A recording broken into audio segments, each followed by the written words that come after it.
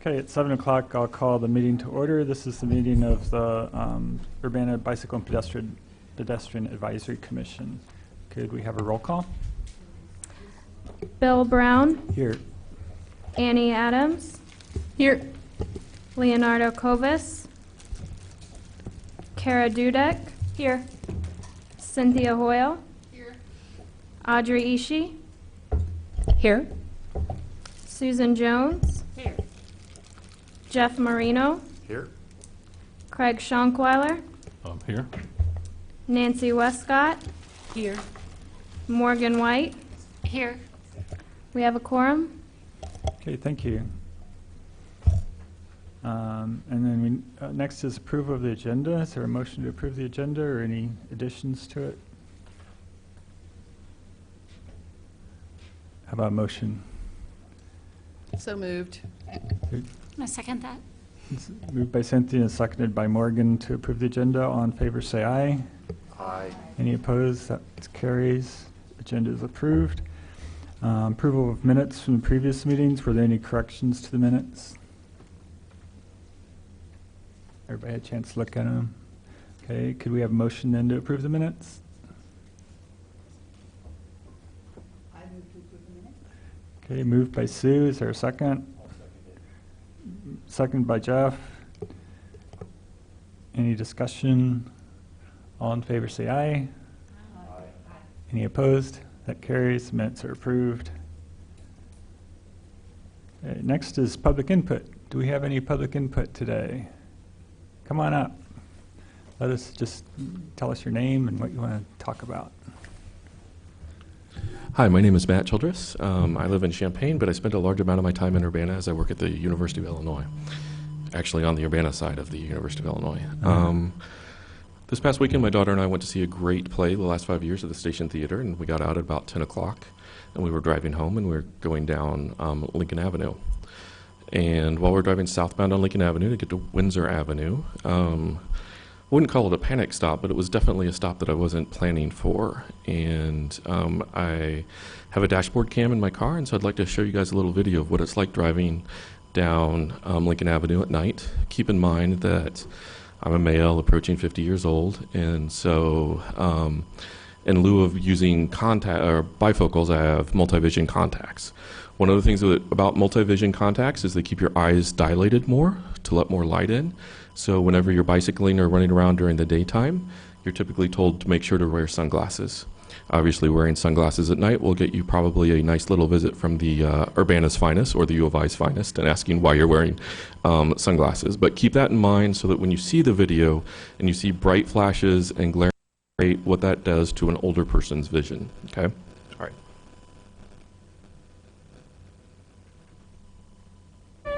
That's the same high note that Eliza hit in Burn. It's like, you forfeit all rights to my heart. Okay, we're crossing Jimmy John's right now. As you can see, the overhead lights are not full cut off, and so they're glaring. And then up here, you're going to see a car that's in the left-hand turn lane on southbound. You're hearing my daughter sing because we got out of a production. Okay, so there's a car coming northbound, glare there, left turn right there, and right there is the first time that I see the 5 girls that are crossing the street. That is at 25 miles an hour, and that was much faster stop than I'm used to pulling off driving on campus. Okay, so that's a combination of the glare and the fact that there is not a high visibility pedestrian crosswalk there, and it's a mid-block crosswalk. Would you like to see it again? Or he hit it bad. But like, he's good. The same high note that Eliza hit in Burn. It's like, you forfeit all rights to my heart. So legally, I'm going 23 miles an hour. You can see that on the video stamp. So I am, significantly under the speed limit for this town. Although really on any street in the U of I, if you're going the actual speed limit, you're going probably at least 10 to 15 too fast. I'd love to see somebody go down Wright Street at the speed limit going by the Chancellor's office, because if you can actually hit 25 miles an hour, which is the posted speed limit, you're going to go airborne at some point. Okay. That's high. That's high for belting. Okay, right about here you can see that I'm following a car, and then there's a car in the left-hand turn lane. And you can see there's significant glare from the overhead streetlights. And like Okay, so there's the first mid-block crosswalk or non-stopped crosswalk. So like, And you can see the car is still turning left right here, and you've got the glare from the oncoming traffic. Right about there, if you can see it, you can just see that they've just stepped off the curb. I didn't notice them at that point because my eyes were still adjusting from the glare. Okay, look out for. car's turning left, and right there is really where I get my first good view of them. You can see that they're still in the dark. You can't see a whole lot of reflective, and then my headlights start to pick them up right there. Yeah, could you just leave it, like, go back just a few frames and show them in Yep. the dark before your headlights lights hit them? Right there is fine. Or a little before that. Like where the mouse is and then Okay. Oh, look out. So there's that. Let me know how far you want it to go. Yeah, just when they were in the dark before your headlights hit them. Yeah, that's pretty good. So that's going the speed limit right there at 25 miles an hour. And that's, I don't know how far away that is.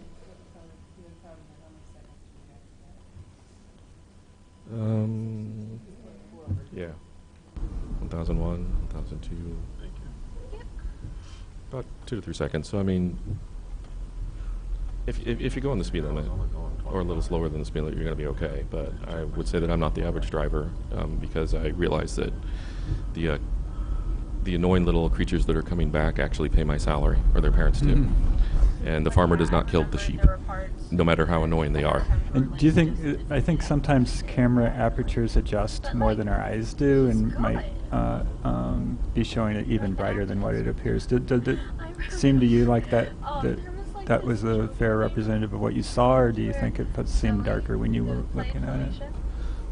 I think depending on the light, it depends. So like if you're talking like the stoplights and things like that, my eyes adjust a little bit better for that. But really there were 3 causalities of that if I look at it. Number one, I had an oncoming traffic car in the oncoming lane, so my eyes would already adjusted to that light, okay, because that's where I'm looking. I had a left-hand turning car in front of me, so that was covering up the pedestrians that were already in the crosswalk, and I couldn't see them. So those 2 factors right there. And then you combine that with the lack of cutoff lights on the street lights. And then you add the fact that, while I'm complaining about the lack of cutoff lights, at the same point in time, they were not the pedestrians were not well lit by any means in that until my headlights were really what lit them up. And so I posted something on Facebook, and Cynthia asked me to please come in and talk to the council about improving visibility of pedestrians on Lincoln Avenue. So, Yeah, Audrey? I'd just like to point out, if it was a full cutoff light, it directs more light down. So you would probably have seen better lit pedestrians in that case. It's not merely that it stops the glare, it actually sends more light down. yay. Okay. Another thing I'd like to mention is that somebody who's going 20 miles per hour can stop in the time that that's doing 30 miles an hour has hit 24. Okay. So it's great that you were doing the limit because someone at 30 might have had more trouble getting stopped in time. Okay. So, Audrey, I do have a quick question about lighting. I'm interested in dark sky cities, and all the light is pointed downward instead of upward and around and all over the place. And I've always been curious because I have a hard time when I cross Lincoln Avenue on my bike. I don't see people. That lighting seems I've just never understood. It seems like highway lighting, and I've just never understood why, and I'm sure Craig has an answer for this, but I've just never understood why we have lighting that is built for like semi-trucks. Like I've just never understood the lighting because it doesn't work for me either, is what I'm Okay. trying to tell you, is Yeah. I can't see people either. And that, Yeah, I'm crossing in a bike most of the time, and I don't see pedestrians crossing at, is it Illinois? I think it's Illinois and Lincoln, and there's a light, and there's a tree growing around it, and there's just one light. But it's just very hard for me, the changing light. I, like you, I have terrible vision. I have correction, I've had eye surgery. So for me, it's like night biking and night vision is very difficult for me. So. Yeah, my daughter actually saw the pedestrians before I did. She's 17. So. Yeah. Yeah, thanks a lot for bringing Yeah, that in. thank I know you for bringing that. we've had people comment on Lincoln Avenue lighting before for a year or two, and they did check it I think Bill Gray had somebody meter it and said it was met our standards. It is LED lighting and relatively new, I think. I mean, do you know? I was wondering, yeah, Craig, is it full cutoff? I No, mean, it's not what full happened? cutoff. Mhm. You know, as part of we have a Lincoln Avenue study plan that's Okay. actually funded by council. I'm city staff, by the way. Okay. So, and that corridor will be looked at, and with that would be the lighting. Okay. One of We're the things also that- looking at particularly the pedestrian crossings. So one of the things that's been highly effective on the U of I campus is on Springfield Avenue, just north of Granger Engineering Library. They've got a little sign that you can whack it, and it will actually stop the traffic. And Right. it's a mid-block crosswalk as well. Yeah. And I haven't seen anybody get hit or been at risk of getting in the time that I worked at Uni High, and the time that cars find it annoying, and cars go up to University Avenue and go there instead a lot of times if they want to get through.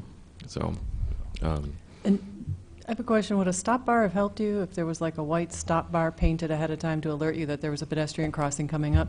no, because I wouldn't have had to stop unless I saw the pedestrians. And I Got it. They didn't were see. blocked. Yeah, they were blocked by the car turning left. Yeah, So- well, thanks for bringing that in. I also have had trouble seeing pedestrians at night there. Okay. And the lighting just does not adequately provide for the amount of pedestrian traffic that we have there. I think that's the issue, is that we have a lot of people crossing in those Right. crosswalks. Well, this campus isn't even in full swing yet. Right. This was last weekend. Right. It's not even full traffic. And Yeah. I'm usually trying to, like I said, I consider them to be my cash crop. They literally pay my salary, so I try to look out for them. You know, besides the fact that they're somebody's kid, and I have kids of my own. But thank you very much. Thank you.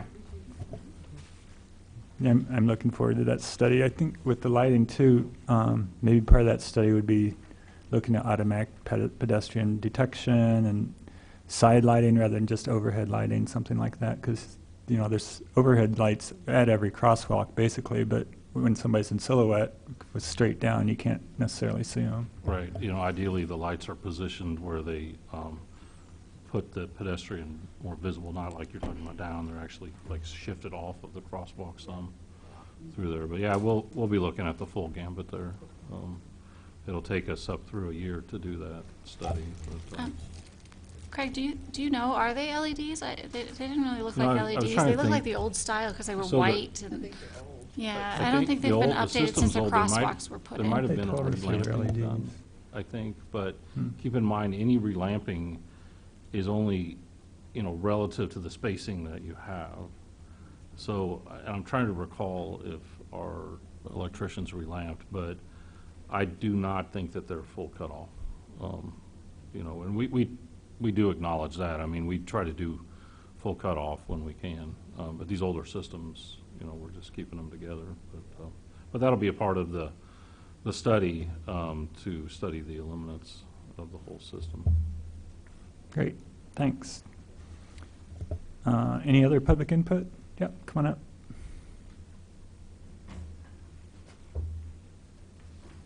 Shove that out of the way if that's okay. Hi, everyone. My name is Deborah. It's my husband, Ipu, back there. So my husband has lived here since 2013 in Urbana. I've lived here since 2016. We're both very avid bikers. And I would say the vast majority of our trips in town are taken by bike. We follow all the best practices, you know, take the lane when appropriate, use high-vis lights, et cetera. So I'm not usually in a wheelchair. At the end of June, I was left crossed by a guy driving a paratransit bus at the intersection of Vine and Illinois. Spent 3 weeks in the hospital. 3 weeks in the hospital, you know, pain and suffering, et cetera, et cetera.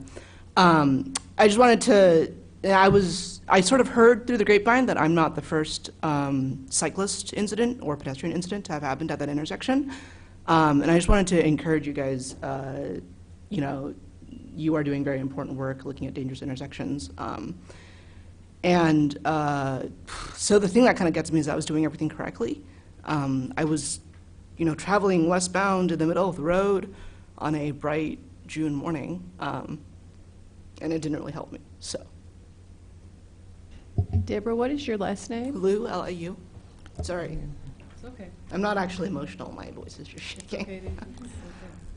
Thank you for coming and sharing this. I was very disturbed that there was absolutely no media coverage of this crash because you were very seriously injured, and I only knew about it because Audrey told me about it. And I find that really disturbing that no one essentially knew about your crash, and it will appear in our statistics because an ambulance was called and the police were called. Yeah. And I was also wondering, did the driver get a ticket for failure to yield? So based on the copy of the police report that I saw, he was cited for failure to yield. Okay, all right. Yeah. And whose paratransit bus was it? The Developmental Services Center. Okay, okay. All right.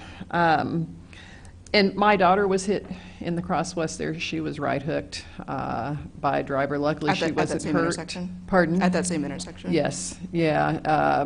It's been several years ago now. She wasn't hurt, luckily. She said she was completely shocked because she always thought she'd be hit on her bicycle, so she was completely dumbfounded when she was hit by a motorist, and she did not call the police. I made her file a report after the fact. But I think that it's that we may have more issues there than we have data for, and so it's something we may want to look at in the design of that intersection. It goes from 4 lanes to 2 southbound, and so I think that may be part of what happens there. It also does the same thing going from west to east, and so I think those may be part of our issue, but until we actually look at it objectively, it's hard for us to know. And I want to say how truly sorry I am that this happened to you. Thanks. I'm pretty upset too.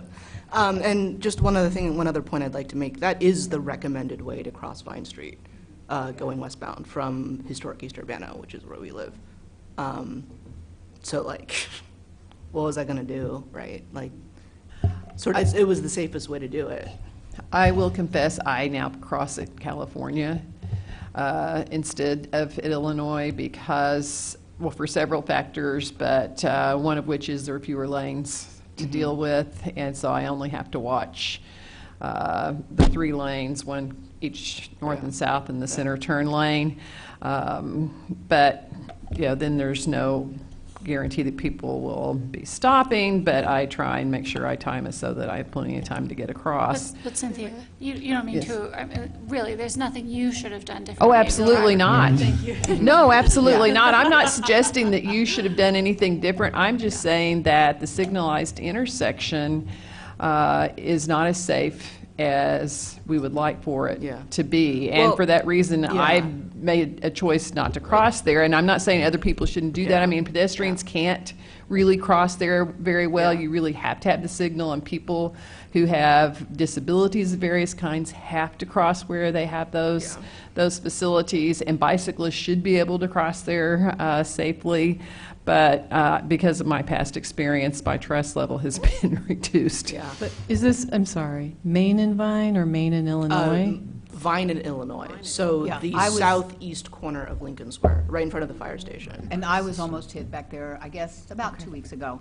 Another person coming through, and I anticipated, because I could see her not see me. Yeah. And I hollered, and she stopped and rolled down her window and said, I didn't see you. Yeah. And I said, that's your job. I never know what's going to come out of my mouth. I'm glad it was, I said, you could kill me. Yeah. We just talked about lighting. Is that really a bad one for lighting? This was broad These are daylight. daytime. These were all daytime. Was there anybody in front of you or anything that would have? No, I was Sunlight first in was the a factor intersection. in mine, which is why I always assume they can't see me if it's, the sun's behind me. I think it's because of the turning movements. People are looking at oncoming traffic and watching for it, and they're not looking at the cross traffic or the crosswalk. My daughter was hit by a driver turning right, southbound, They were on Illinois, and they turned right onto Vine, and she was in the crosswalk with the signal, and they hit her. This was a case of she was the oncoming traffic, and then she Right. was left hit by a She was the, left-turning right, vehicle. she was oncoming traffic, but they had, yeah. I don't know, they really, how they could have not have seen you is a good question, and it would have been helpful if we could have asked for that kind of information. In the city of New York, they've eliminated all right-hand turns, and On red. Yep, Yeah. right hand on red, illegal Yeah. in the city of New York. And it's for this very reason. When you are driving a car, you have a lot of options, and you are constantly trying to see if you can scoot through here and squish through here. And because we have created signalized intersections instead of roundabouts, instead of slow, continuous, methodical movement, people want to catch up with the person in front of them. You're always in a race. You're always competing. And it creates distraction. And so you think people behind you get mad if you're not making that right-hand turn on red. People get mad at you if you don't make that left-hand turn with that left arrow when it's yellow. And this is just, we have a problem with how we've created these intersections throughout our entire country. And more people have been killed and injured because of this than in like all the world wars. So we have a problem, and you are doing everything right, and you are a very good cyclist, and it is nothing you did wrong, and it is merely a failure on all of our parts to make this work for you and make it work for the rest of us, including drivers, because it's very stressful to drive when you feel like the person behind you is like, you're not moving fast enough. Why are you driving the speed limit? Why won't you make that right-hand turn on red? What's your problem? I mean, it's constant, so it's very stressful It's for also everybody. it's also stressful as a driver. You know, like I have a level of empathy for that guy because, you know, there are a lot of things to keep track of, and when there's a cyclist or pedestrian involved, like everything sort of gets cranked up to 11 because, like, oh God, if you hit them, like, you know, it's a very large, you know, metal box against, you know, a bag of flesh and bone. Yeah. Yeah. And this doesn't even account for all the people who are regularly running the red Oh yeah. lights. Yeah. Yeah. And I almost daily, when I bike, I see people blow through stop signs and cars. People complain a lot about bicyclists, and there are some egregious violators. But I see motorists do this routinely, and they're driving much more dangerous vehicles than bicyclists. Audrey? Yeah, I'd just like to mention the lack of media coverage was truly awful. Apparently, you have to be killed around here to merit a mention in the paper, and yet media coverage is so important to get the idea out there as to what's going on in this place. The fact that pedestrian death rates have as everyone I hear, I think, is aware, have really increased in the United States. They have also really increased in Urbana, in our city. And people aren't really aware of that. Part of the reason, and I believe the vehicle that hit you was emblematic of this, is the size of vehicles now. Although yours wasn't a private vehicle, I think it was being used to transport people.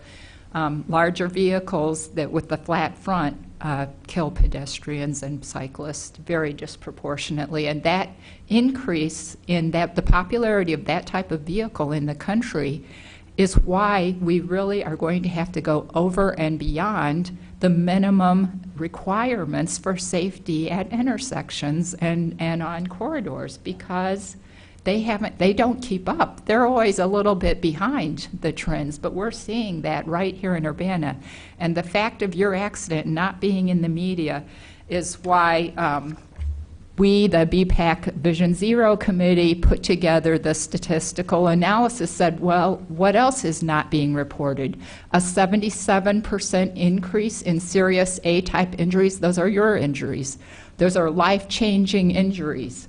In Urbana, from the two periods, splitting the period available from the Regional Planning Commission in half and looking at those two periods, Urbana has seen a 77% increase in serious A-type injuries compared to Champaign's 15%. traffic deaths, a 67% increase in injuries in the most recent period available from RPC compared to the older period. These are the sort of things that strangely don't seem to be making it in the media. And your accident was your crash, I'm sorry, was a very big example I've been of referring that. to it as the collision. The collision. Your collision. Yeah. Yes, and I understand that this is, again, something that the driver will receive only a petty ticket offense for. He cannot receive more than that, though I admit that, I agree that in these cases, a driver feels like a victim also. That driver obviously never intended to hit someone, nor did the driver who killed Shelley Taylor at Vine and Maine intend to hit anyone. That driver is 23 years old. Your driver was 77 years old. Regardless, they've all experienced a life-changing tragedy. And we have to go over and beyond. We cannot say, well, I'm doing what IDOT said, I'm doing what Fed Highway said. No, Urbana has a real problem. We have double the rate of pedestrians and cyclists and public transportation users as Champaign. What's good enough for Champaign is not good enough for Urbana. Thanks. Thanks so much for coming, Deborah. I had a second comment, if that's okay. Am I allowed to segue too? I was curious about, like, what are all the trucks doing, right, in the 200 block of Vine right here north of here, right? So apparently it's a bunch of new housing, and I was reading, like, it was like a News Gazette article or something, and I think it was the mayor was like, oh, it'll be great because people who live here will have access to, like, all the shopping and whatever, right? Like, conveniently never mentioning that, like, there's no safe way to cross Vine if you live in that block. Like you can't really cross it safely on a bike, right? Which is why everyone crosses Vine at Vine in Illinois. So, like, great soundbite, but I'm not sure if all the pieces are there for it to be the great economic stimulus to that region. The first thing I noticed when I moved here was the amazing farmers market, but I saw all these people pushing babies and with, had strollers, and the only crossing that you would feel even comfortable crossing on if you had a child was going to be the crossing that you were hit at. Right.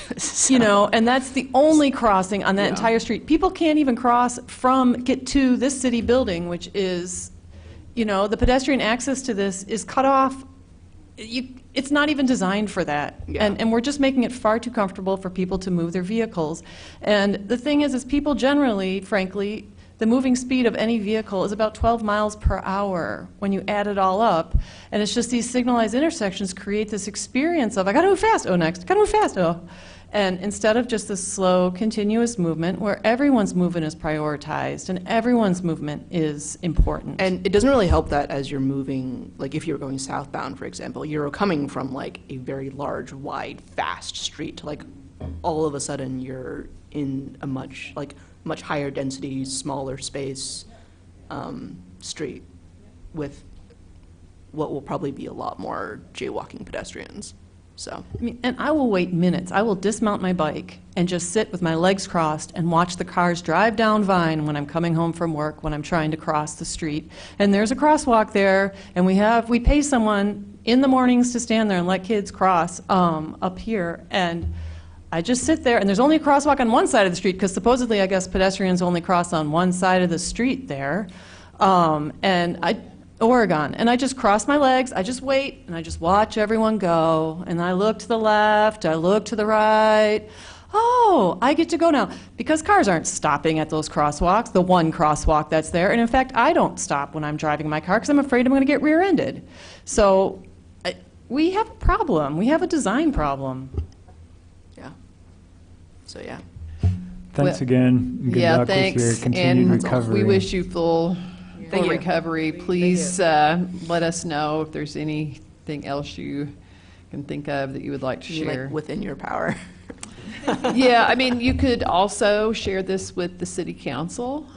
I think that they have, I think it's helpful for them to hear as well, and they have a public input period exactly like this, and I think it's good for them to hear it in addition to us, because they're not all, I mean, they're very, very busy. They've got a lot of responsibilities, so they're not watching our meetings on video.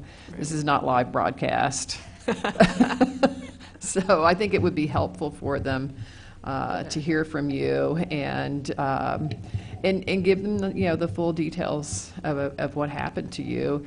And honestly, my experience in the past in working on these kinds of issues, I take something written, and if there is a reporter there, I make sure they get a hard copy, because then you can be sure that it's going to be accurately printed, right? Because they are trying to take notes and they don't always get it right. So I would write it down and give more details and give the city council copies and give any media present copies as well, to help sort of document and make sure this information is out there concisely. And thanks for coming. Yeah, well, thank you all for your work. Okay, thanks. So we just have one agenda item, and that's the Vision Zero Subcommittee report. Audrey? Oh, was it? Oh, okay. Sorry, Jason. Oh, it's okay. I wasn't going to talk, but now I am. So. Do you have a video? I mean, I can pull up videos. You all know that I can pull up videos. So, yeah. Hi, I'm Jason Rock. You all know me. Or most. Yeah. Make sure to use your mic so the public that's watching can hear you. Sorry. Yeah, I'll move it.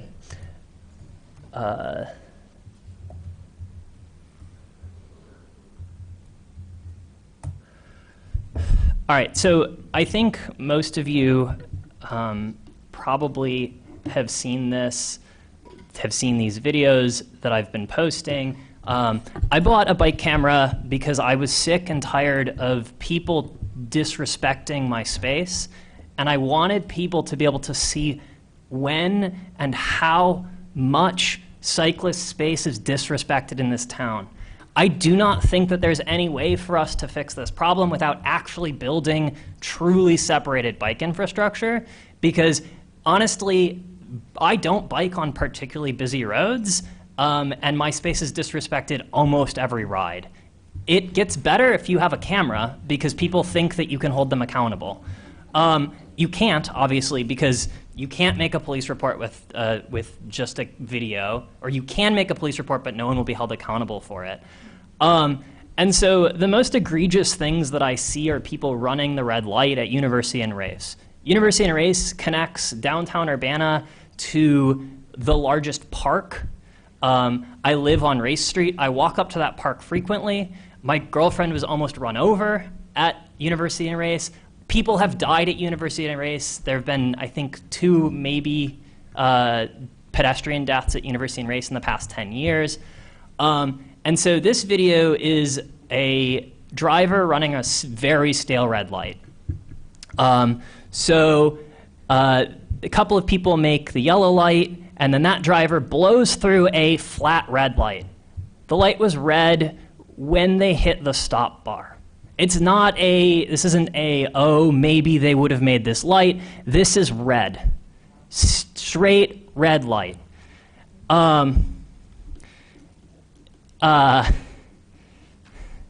Here is another driver running the red light at University and Race. Again, I don't know why that just... So, yeah, I mean, yellow light, that one's fine. I'm okay with that. That one, I'm okay with. That one, not so okay with, right? I mean, they hit the stop bar probably right when that light flipped to red. I mean, this light is not a quick yellow. This yellow is yellow for like 6 seconds, and they're still running this red light.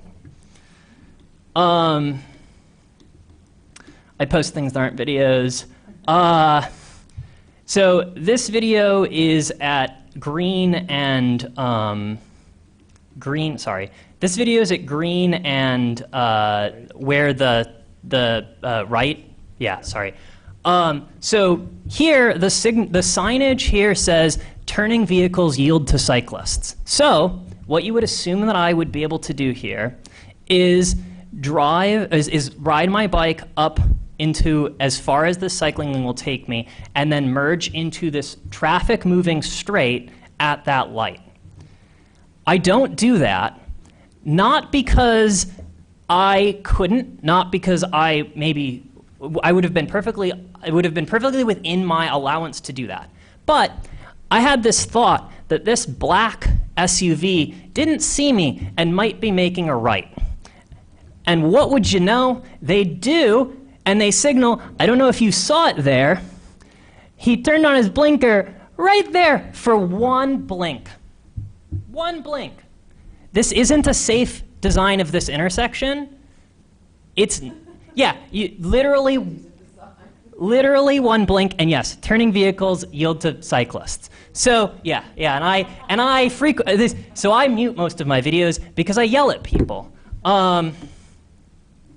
So I mean, the reality is we've got. Here's another. So this one is especially egregious. This one, I got a crosswalk sign before this driver was even halfway across the intersection. So yellow, let's see if we can find where that yellow turns on. Right here. These drivers are hitting the stop bar at that yellow. You can't even see the car that's going to run the red light at this point in time. You can still see them coming, not slowing down, and run through the red light. You can see it's red there. I didn't have a cross yet. I got a cross right there. So if I had started crossing, when I got the crosswalk signal, after the 6-second, I think, yellow, I would have maybe been hit by this driver. This intersection is working as intended, and I would have died just the same. Look, I'm frustrated, and I'm upset that this is an intersection that was redesigned by IDOT to be, that has a leading pedestrian indicator to be safer for pedestrians that IDOT put in because they know that pedestrians use this crossing to get to the other side of University. It's supposed to be the safe place to cross University, and it's absolutely not. Jason, we haven't even talked about in this meeting the car that there's a car that ran into an Einstein bagel off of University Avenue, nearly killing multiple people inside the Einstein bagel who were just sitting there. They were not riding bikes. They were not walking. They were not pedestrians. They were just sitting in the Einstein's bagel, and a car ran right through it, shards of glass everywhere throughout the entire restaurant, and the person just said the brakes were soft. They weren't going too fast. The street wasn't poorly designed. Their brakes were soft. They went halfway into the building. They were going too fast. I mean, that's like, you don't hit a building. I mean, like, I know you're being facetious, but right. I mean, the reality is University is not a safe road to cross. It's a history. It exists because of a racist history in our town.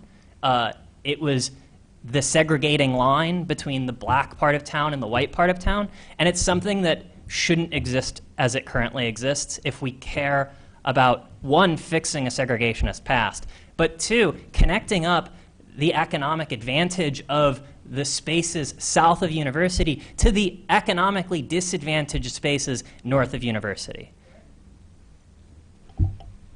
Bill? Yep, Audrey. Yeah, I really appreciate that point, and it also points to another thing that I saw in these statistics that's very interesting, is that we really have not seen an increase in our pedestrian crash rate, and it's not that much greater than Champaign, so why then do we have so many more deaths? And the vehicles driving in Champaign and Urbana are probably quite similar. The reason, I believe, is that people are flying through Urbana. They are using University Avenue and Lincoln, to some extent, as corridors between their bedroom communities, such as St. Joseph, and their jobs in Champaign.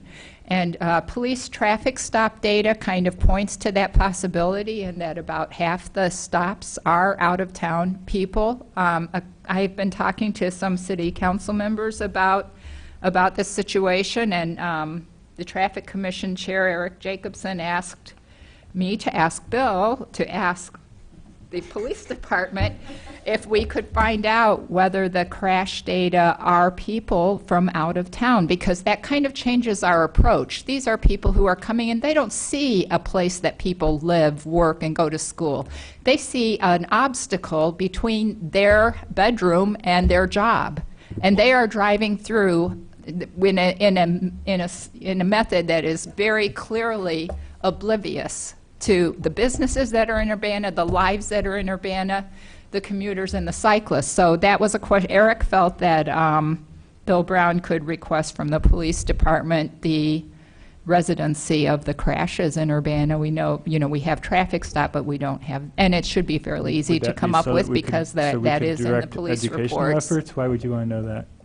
Because it would inform how we approach fixing this problem. How do we is this something we can fix by high school education? Is it Urbana drivers, by PSAs? Is that going to be enough?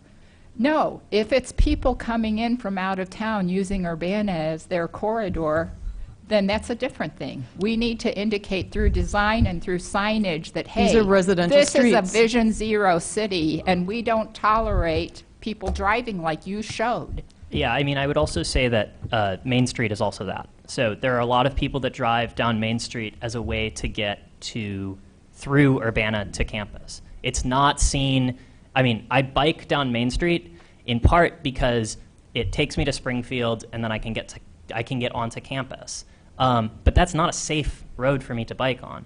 But I've decided that it's better to cross Lincoln at a light at Springfield and Lincoln than it is to try to cross Lincoln not at a light. Even though that intersection is terrible, it's too big, the signaling doesn't actually give cyclists or pedestrians any sort of priority. There's no reason that I would prefer that particularly. It is slightly better to cross at a light where I at least will have a green and the cross traffic will stop than to try to cross at one Main, where then I have to cross Lincoln, not at a signalized intersection. The rest of my cycle would be much better. And I do that with some frequency. I'll choose to ride down that, and then I just have to figure out how to cross one pain point instead of having a pain point the entire way. And one of the things, right, is that if we have two options when we build out cycling infrastructure, right? You can either build cycling infrastructure on the main roads, or you can build cycling infrastructure on parallel roads. We're really not doing either. And so, because too frequently, the cycling, so Main Street's marked as a cycle route. Great cycle route. I can't cross Lincoln. So we've marked it as a cycle route. It's a great place to ride, assuming that you don't have to interact with anyone speeding, because that's a whole nother thing, because Main Street is also used as a bypass for drivers that don't want to drive down Springfield at the speed limit, hit the light. They'll instead go down Main Street, drive too fast. I mean, we have this problem where there's no discouragement of people using the roads as very quick through streets, which I think is the point that the point that you're making, which is if we know that people are using these roads as through streets, we can start doing things that look like traffic calming to discourage people to use these streets as through streets. I mean, there's no reason that we couldn't dead end Main Street somewhere halfway between Lincoln and downtown and have it be a really, really pretty, beautiful place to cycle and walk and take space away from cars. I mean, there's no reason that road needs to be a car road, given that there's two parallel roads in University and Springfield that move vastly more traffic. It'd be better for the people that live there too. They were complaining about the Gather development bringing more and more traffic to their community. We should do something about the traffic in their community. That would be a perfectly good thing for us, for the council to do, for BPAC to propose. But I mean, again, we have to be willing to take space from drivers. We have to be willing to do something that's going to inconvenience drivers, because right now what we're doing is there's no decision to do anything unless it makes drivers happy. And And if you do that, if that's the restriction, then there's not much you can do. Yeah, we're incentivizing driving. We're making it's fast and easy for me to drive around this city, frankly. And there's a shared street concept which we could use in our downtown, which would still allow cars to move very slowly at 10 to 15 miles per hour, which would also allow for traffic for pedestrians and cyclists, and then it would cut down on that pass-through, which is again why you're interested in that data. And what we're interested in is making residential streets look and feel like residential streets, with residential street lighting, not with highway lighting lamps, with residential movement, with children that play into streets and have balls that run into streets. That's what we're interested in, and making it uncomfortable to quickly pass through this city to get to either your bed or your job. Or your shop. Okay, thanks, Jason. Anyone else from the public? Okay, so we have an agenda item. Are you going to present that, Audrey? Yeah, Or we're the going whole to present an committee? update on the Vision Zero BPAC. Cynthia is going to show an excellent informative video on what Vision Zero is. I passed out the information to you to ensure that everyone who talks to your city council member or to the public has the data and the information you need to enlighten them, to educate and inform. And I do have one other thing. Eric mentioned that he'd like to know if step patrols are weighting locations that have pedestrian and bicycle crashes above just mere vehicle crashes, where, you know, honestly, it's a fender bender most of the time. Did you a say ped crash, a bike crash is not. Did you say step patrols? Step patrols, I don't yeah, know those that are special terminology. special traffic enforcement patrols that the city undertakes on a specific. I know that they already prioritize locations of high crashes, but are they weighting pedestrian and bicycle crashes higher than ordinary crashes and making sure that those special patrols are that's what Eric wants to know, and I'm bringing this up now to avoid any open meeting problem. Okay, yeah, we can look into that. From what I understand, well, I know they look at areas where there's been speeding problems, where there's been crashes, and it's been shifting recently. They're taking some new approaches and trying to find where to put the step patrols. So that would be something we could suggest as to, and especially when we have video evidence of people running lights and things like that, I think that would be a good way to suggest areas that they could increase step patrols. Okay. Thanks. So, Cynthia? All right.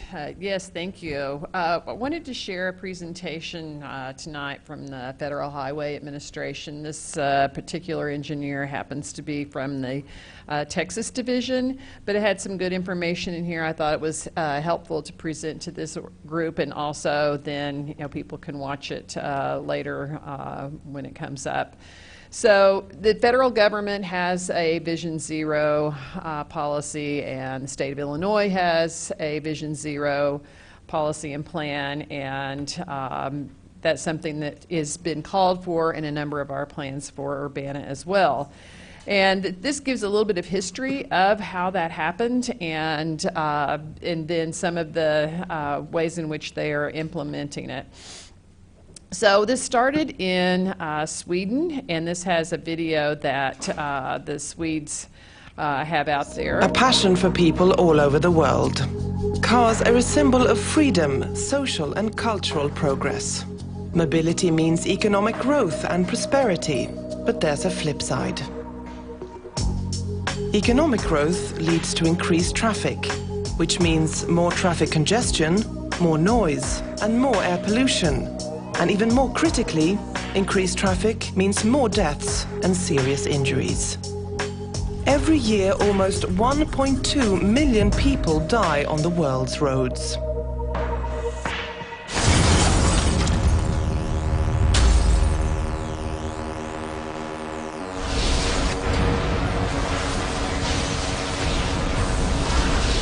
Why then is safety so often ignored? For some reason, we seem to be more tolerant of death if it happens on the roads.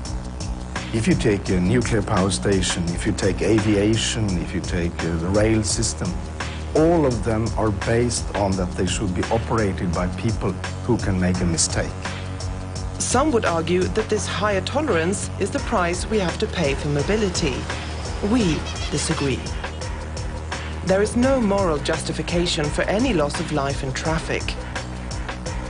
We need to understand as a society that we can demand freedom and mobility, and we can demand safety at the same time. This approach is what the Vision Zero is all about. No loss of life is acceptable. The figure zero has changed the mindset. Traditionally, transport systems are designed for maximum capacity. It is the driver's fault if something goes wrong. The Vision Zero takes the opposite approach. You have to take the human and our behavior into account when you design the road transport system. It is understanding that we will never be perfect. The Vision Zero focuses on traffic systems, placing more responsibility for safety on system design, management, and leadership. We've done that with simple things like barriers, with calming traffic in built-up areas, with changing pedestrian zones. I mean, quite simple things. You always come back to the very basic principles, and they can be applied everywhere, wherever you go. Well then, does this vision apply to reality, you might wonder? The answer is yes. It works extremely well. Traffic in Sweden has increased dramatically since the 1950s, yet recorded traffic fatalities have continued to decrease and fell to an all-time low in 2009. Also, the Vision Zero approach has produced a ripple of positive effects throughout society. Now we can see gradually that safety has become much more commercial. People's demand for safer vehicles and safer systems in their vehicles is exploding out there. It's not complicated to grasp or apply the Vision Zero. The basic thinking can be summarized in one simple sentence. In every situation, a person might fail. The road system should not. Every crash with serious injuries or fatalities is something you need to carefully look at and say, what was wrong here? What should I have done?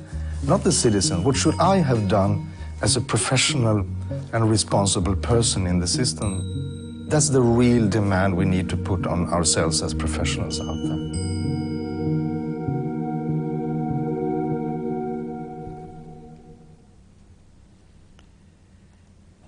So in Nevada, they took this to heart, and this was the first Vision Zero video that I had the opportunity to view, and I thought it was quite powerful, and I wanted to share it as well. It was included in this presentation.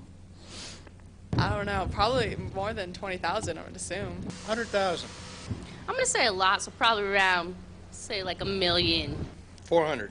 75,000? 50,000. I want to say a couple 100,000. About 1,000. Millions. Millions. Hundreds? I don't have an idea, but I think it's a lot of people.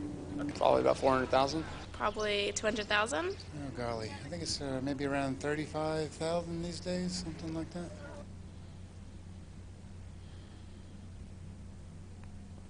Drunk driving or impaired driving. Texting and driving. Inattention. Distractions. Alcohol. Alcohol. Alcohol related for sure. I'd say not paying attention to other people on the road. For driving, driving test. People are irresponsible in driving. They don't pay attention. They have distractions from like cell phones, to put makeup on, to just eating. See, I'm a full-time pedestrian, so because I'm legally blind. So I've almost got hit several times just in the crosswalk because people are not paying attention when they turn right. Speeding, no seatbelts, things like that. I've heard drunken driving and then fatigue are the two big ones, perhaps.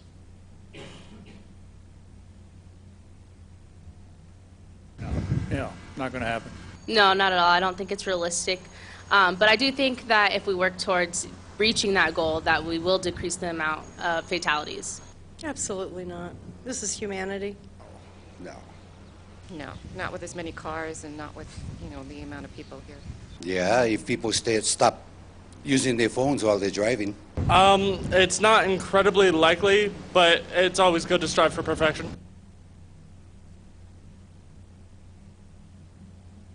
If we can get it under 1,000, that would be cool. I would say we could at least cut it in half of what it is now. I have no idea. 2. If the number was down to 10, I think that'd be good. Acceptable would be anything lower than what it is now. Say maybe 1,000. I think our goal for fatalities needs to be brought down at least 50% in the next couple of years. 10. Under 5,000. Like under 100? Less than we have now, I suppose. Okay.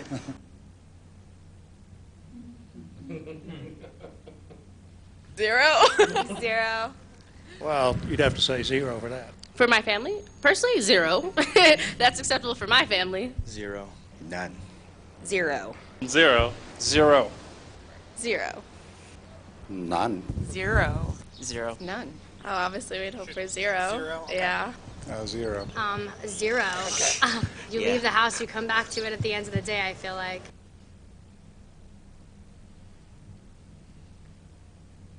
Yes. Sure, yeah.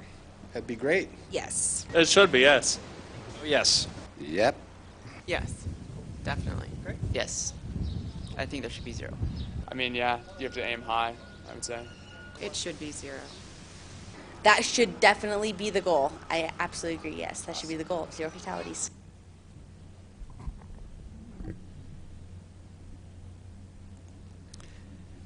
Yeah, I found that to be a very powerful testimonial to personalizing what we're talking about here.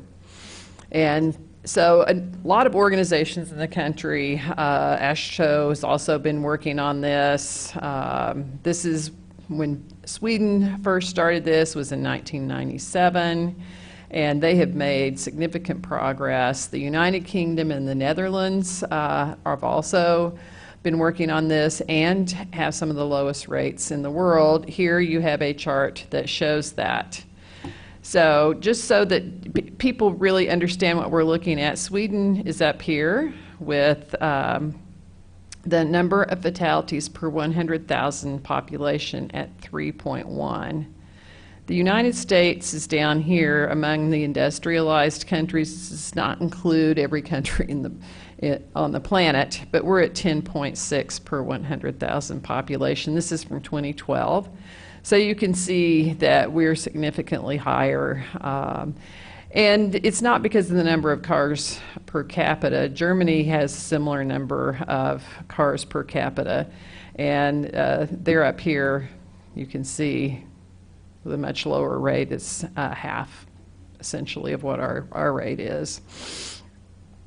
So in 2003, they took what they call an international scan. They send people from various organizations abroad. They go and look at all of these things. They research them. They talk to the professionals there, and they come back with information. And they came back and said we should focus on these key themes of public health. As its approach is public health. It is a public health issue. It's about quality of life. It's about having comprehensive and coordinated plans and highway safety programs and setting goals. So in 2004, the Federal Highway Administration promoted the use of what they call comprehensive highway safety plans at the state level. And in 2005, strategic highway safety plans were written excuse me, for all states. States began adopting the Vision Zero goals. Thanks. And Illinois is definitely one of those states. The first state to do it was Washington in 2000. In 2015, ASHTO joined with a number of national partners in setting up a national strategy on highway safety towards Vision Zero, towards zero deaths. And Secretary Fox, who was secretary then, issued a statement affirming the U.S. DOT's #1 priority was to work on this. So by 2009, all states had this in place, and The World Health Organization has been looking at this and declared the decade of action for roadway safety. And a lot of cities have adopted this. Chicago did this in 2012. New York City did it in 2014. Other cities have also adopted this. I know that the MPO in McLean County, where Bloomington Normal is, has a Vision Zero policy. And we've looked at other cities' policies that are similar to us in size. So, and then it just does a little comparison here about towards zero deaths versus Vision Zero. And it says they're largely the same, but they establishes a brand for public messaging and doing comprehensive multimodal thinking, transparency for tracking and goal setting, and that the Vision Zero is seen as being the more progressive approach. So what does it mean when they say they want to implement it? And we all know that means we have to look at all of the E's: engineering, education, enforcement. They also talk about emergency services, because response to emergencies is important too. And creating a traffic safety culture, I think that's one of the things that we've all been talking about here, is that we really need to do that. Setting short and long-term goals and figuring out what the best solutions are, which we've also been talking about. How do we do that tonight? So as a system, we want to focus on crash injuries that are predictable and preventable, and knowing that we cannot prevent all human error. How do we then deal with that? Talking about speed, I noted that nobody who they asked about what the problem was said speed, which is the #1 factor in fatalities, is we are going too fast. And to look at this as a public health issue. I met with the director and some of her staff of the Champaign-Urbana Public Health District a few weeks ago, and I talked with them about this, and they're very much on board with this as a public safety issue that we should be taking a look at. So under this, you know, we need to set targets and goals. We have to do data analysis. We have to have public messaging. We have to have some focus areas and plans, which we already have some of those going on. IDOT has been doing a traffic safety study on University. We know we've got one coming on Lincoln. There will be also one at Vine and Main Street. And then prioritize our improvements and look for additional funding opportunities to fund the improvements that we know are going to be necessary. So it's a brand, and I think that it would help if we had a brand that we could then use for publicity and public awareness. It's easy to understand. It helps people buy into the idea. And there is a lot of information available. They have a lot of resources online, including an enormous number of webinars that people can watch. We've provided you materials from the Vision Zero Network.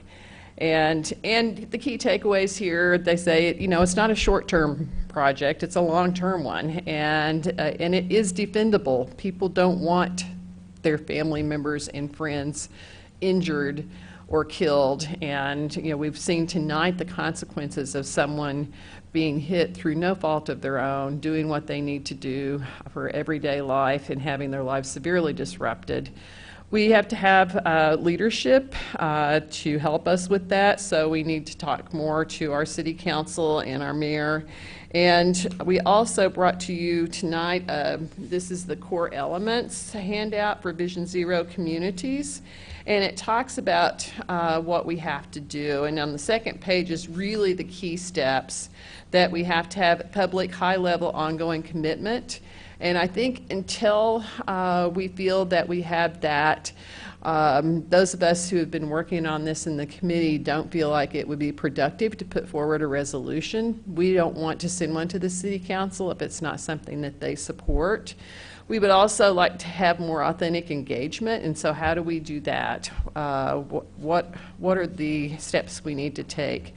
Then there's the planning, and looking at how we can establish projects and policies for achieving it. We have a complete streets policy. I think there's some ways that we could enhance that implementation. and look at context-appropriate speeds. We are lucky in Illinois, our state DOT and our state legislature are very much on board with this. In some states, this is a huge problem. In Michigan, for example, if the public asks for a speed study and they do one and they find that the speed is higher on the road than the speed limit, they have to set the speed limit to the higher speed. So that tells you something about how safety is prioritized in some states. Also, equity. We have to focus on the issue of equity. We know that people with lower incomes are more likely to be walking, biking, and taking transit. What does that mean for them? And to be proactive and also to be responsive. So we have to be proactive while at the same time looking at hot spots. And then there's a whole evaluation and adjustments that need to happen. So, you know, the leadership and commitment is our first step, and we don't feel like we've really gotten there yet. We do have, you know, and Audrey gave you copies of our flyer on what is Vision Zero, some of the data charted out for you, copies of resolutions that we could potentially present, and some from other cities. And there's one from Tempe, Arizona, and the other one is from Eugene. And we also had one that I had provided in the past from Columbia, Missouri, which is a Midwestern community that's similar to ours. So that was the update that we wanted to provide you. I think we've heard from members of the public tonight that this is a serious issue that's impacting people's lives. And so we wanted to ask you what you think our next steps should be. How do we proceed? Some of us have been talking to some city council members as we've been working on this, and perhaps some of you would like to meet and talk with city council members. How do we proceed with this dialogue and gain more support from leadership? Thank you. For me, this was my first overview, and it was clear, concise, and hugely informative. I wonder if you could say a few more words about when you said there's not, you don't feel that it's ready to go to the council. Is there something you can add to that? Why, or what indicators, what the resistance you're seeing?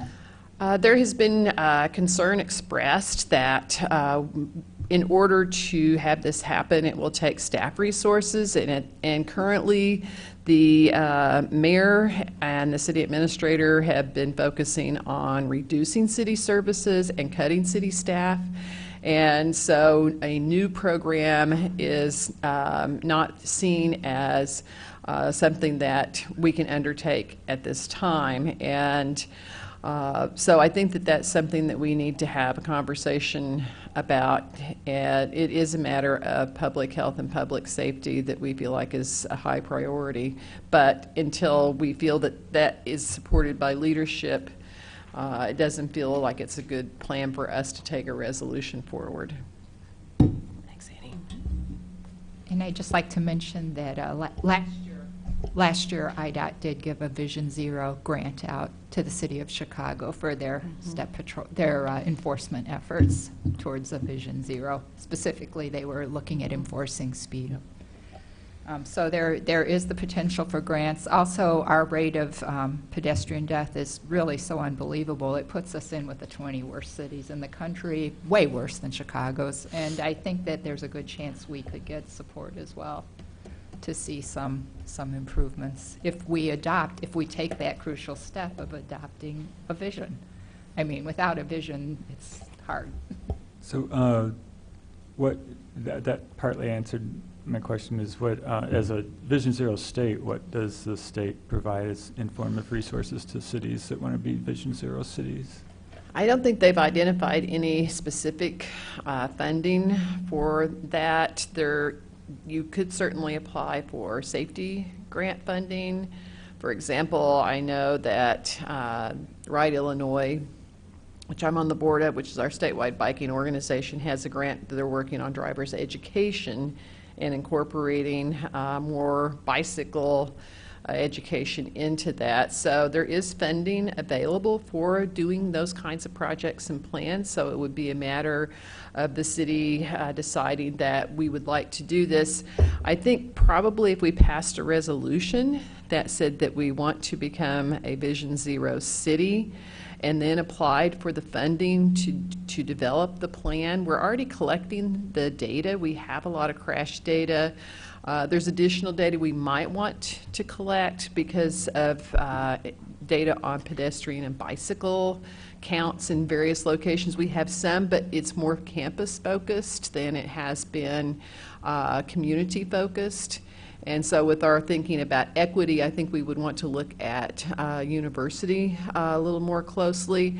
I will say that when I have asked our regional IDOT office about doing pedestrian counts, they like the next week came out and put up the cameras and did the counts. So I think that there's willingness there to partner and work with us, but I think we need to have a plan for what it is we want to do. Did the committee talk about, I mean, since a lot of it is public education and culture change, and because we are a commuting city where we get a lot of people coming here to work, what the appropriate scale is to implement Vision Zero, whether it should be at the county level or at multi-city level or just Urbana? Did the committee talk about that? No, because we're the Urbana Bicycle and Pedestrian Advisory Commission. We only looked at what we should be doing in Urbana. I think it'd be great if our leadership wanted to approach the city and the village and maybe the county about this. I know CU Public Health is on board with this. If we wanted to do a larger scale project, we certainly could, and maybe even talk to the university about it. The thing is, we started working on this on campus with CATS years ago, and we had that group together. It was the two cities, the university and MTD, and we succeeded. We had a high pedestrian fatality rate on this campus. I have to say, when I moved here the first time I drove on campus, I was absolutely horrified at how chaotic it was. And they had already started that process when I moved here, and it continued forward, and it involved infrastructure changes of a significant degree. And some people in the room remember the fight it took to even get Lincoln narrowed down to one lane each direction with a center turn lane because of the number of fatalities that we had on Lincoln Avenue. So we have made progress, and on campus we have made significant progress, so we know we can do it. We have done it, and if we tried to do this at the community level, I think we could see significant progress. And for the university, with the number of students now crossing University Avenue to get to campus, we have more fatalities and crashes occurring there as well. And so I think that we could make the case to them that this is a significant issue for them as well, even though their crash rate on campus has certainly been improved dramatically. I think it wouldn't hurt to have that conversation now, because most of the leadership that was around when we did all of that hard work and made those steps and saw that progress, the people who have replaced the people who were there don't know any of this. And I have heard comments from some folks who are in administrative positions on campus who simply did not understand that, for example, we don't want to build new big parking garages in the middle of campus and bring more traffic in, because that was the decision made to reduce how much vehicular traffic is on campus. So there's those kinds of conversations that I think it would be good to have again. And I know Champaign County Bikes has made Vision Zero a priority of their activities. And we've got private citizens who are just on their own, creating Facebook groups and trying to highlight some of the issues that we're facing. So I think there's a desire in the community to do this, but we need leadership to step up and take the process, because BPAC is not in a position to make those connections and make, do the networking. Yeah, I think we're really talking about funding. When you talk about getting leadership on board, we're talking about... But we have to have them talk to one another and agree that it's a priority to apply for the funding. Yeah. I think that's the problem. Are there other cities besides Chicago that are Vision Zero cities in Illinois? I meant to look that up, and I had several other things going on today. I do not know if any other cities have passed a Vision Zero policy. Okay. It's a question that we might want to ask. There's a statewide conference in Champaign-Urbana in September, on September 10th. It's called a Pedestrian Safety Peer Exchange, and it's going to be 2 days of presentations on how to improve safety for pedestrians in the state of Illinois. IDOT is the coordinating organization, and some people here have already registered, and so that would be another opportunity for us to get more information. I think you can still register. I could send people a link if they're interested in doing that. I know I'm registered. I don't know who else here is registered. Craig is registered. And Audrey, yeah, and I know that there are some other planners and folks in the community who have signed up. I have a question. Yeah, Craig. So you talk about resource-driven, needs here. Are there things, though, that can be done now that are less resource-driven, maybe that do focus on public education, or do you view that as a resource-driven thing, too? Well, I certainly think we could do some public education, and I think, for example, the story we heard tonight of somebody's life being really altered by a crash and no publicity being given to it. I wonder if we could talk to the police department about maybe highlighting some of the issues, or making statements about after, saying we had this crash and we'd like to remind drivers to look for pedestrians and bicyclists on our roadways, that they have the same rights to be there as people driving vehicles. So I think there's some of that we could do. Certainly I've got Walk and Roll to School Day coming up in October. We always use that as an opportunity to try and raise awareness. I have money in my Safe Routes to School grant to do some public awareness raising. And it's possible that we could use some of that to talk about Vision Zero. I try to use that funding largely to focus on school zone safety issues, but as we know, the kids are moving around the community outside of school hours as well. So, we could put together some of those resources if we had a coherent strategy for how we wanted to do some PR, and I think it would have more impact if we were able to coordinate that rather than have me do my part, the city do its part, and different entities do that. So, I'd certainly be happy. I have not met the new chief of police. I've had good relationships with past chiefs. I've been meaning to try and take the time to ask to schedule an appointment, but maybe that's something that you could help facilitate, and we could start having some of those conversations. Another question. So you've indicated some, strategies here, and trying to get, and we know that we have this budgetary concerns with Urbana, but how do you envision, or how does the subcommittee vision, Vision Zero implementation, I guess? Well, I think by having the Vision Zero plan in place, and if we identify high priority needs, for example, if we identified Lincoln Avenue as one of the locations that we wanted to make improvements, and we identified some improvements or a study that we were then going to implement, that helps us with our grant applications when we put in applications for various grants with the state. In the past, I think that's been one of the ways in which we have succeeded in getting grant funding, is that we had those things in place already, and we're ready to go if we had the funding. So I think it would be another great asset for us, in addition to the fact, for example, I've asked classes on campus to help collect data in various locations. There, and like mentioned before with the Safe Routes to Parks, there's a community learning lab.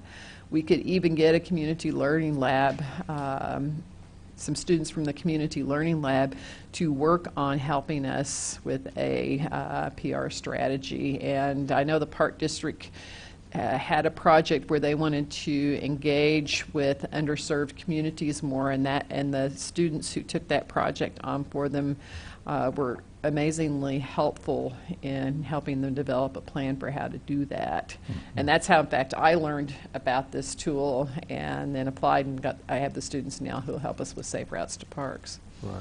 You know, the first part of what you responded, just so the committee's aware, there is a Champaign County Safety Committee, and I'm on that committee as a representative for the city of Urbana.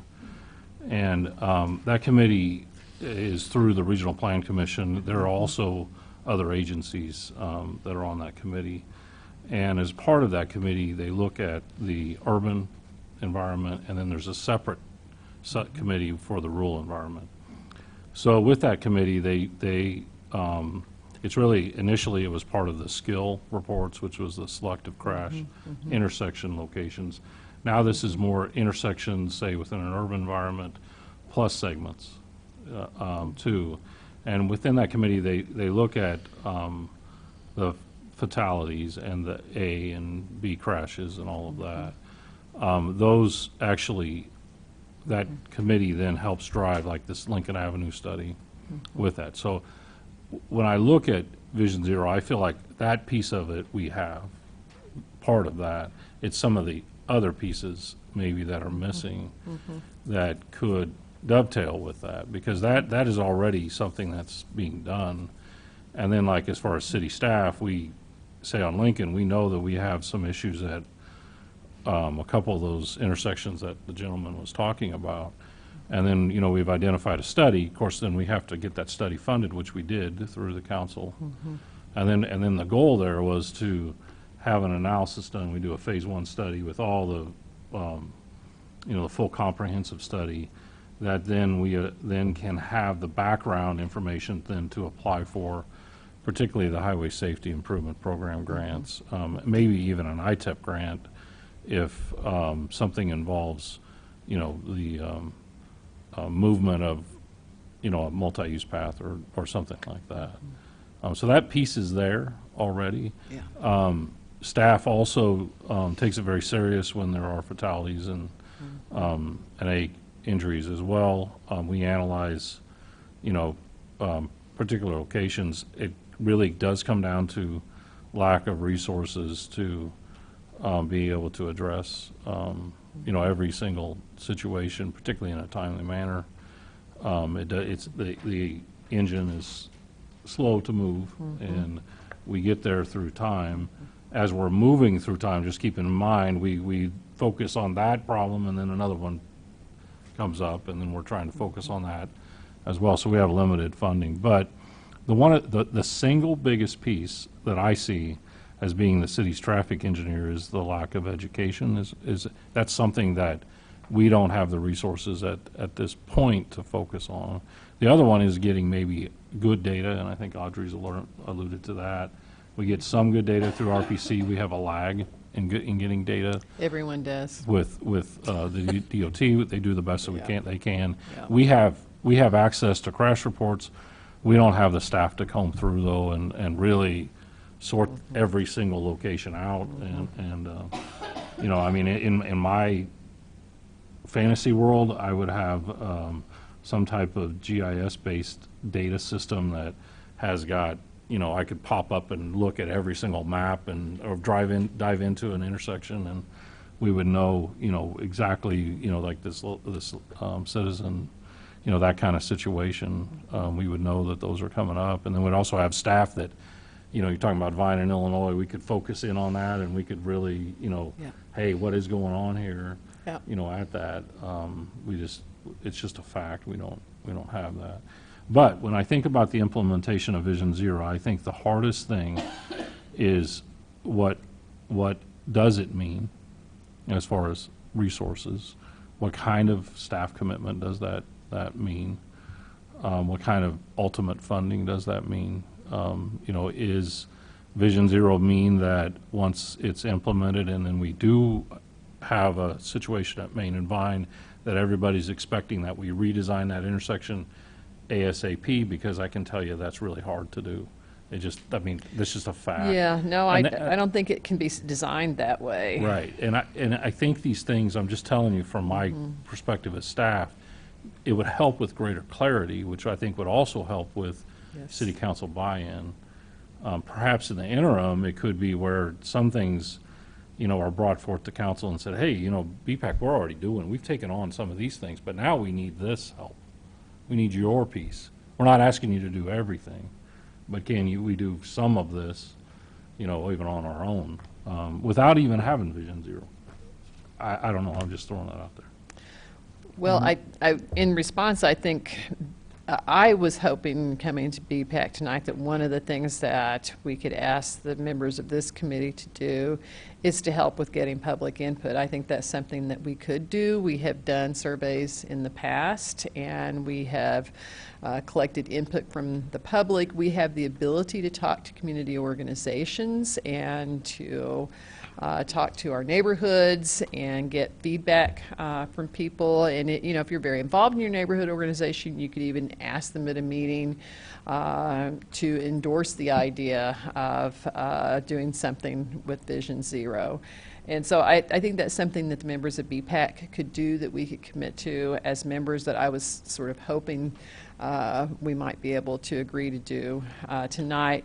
We don't have the capacity to do a lot of data collection. We don't have some of the, we don't have the expertise to, as a group, recommend infrastructure improvements, but we can engage with the public.